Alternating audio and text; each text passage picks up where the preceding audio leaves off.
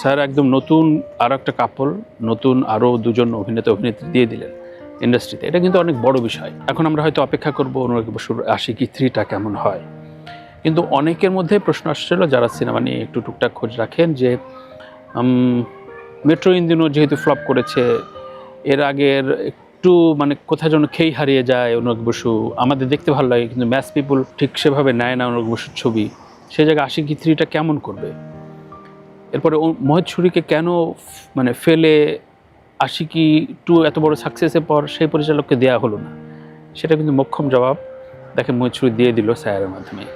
Sir আমার এখনও দেখা হয়নি, কিন্তু স্যার বহুত ট্রল দেখছি, মানে ছবিতে নায়ক নায়িকা মারা যায় এবং এটাতে কান্নাকাটি না করলে একটা ইজ্জত শেষ হয়ে ব্যাপার চলে আসে এবং মানে একটা ট্রেন্ডে থাকার মতো ছবি দেখার পরে কাঁদতে কাঁদতে বেরো আসতে হবে, চোখ মুছতে মুছতে বেরো আসতে হবে।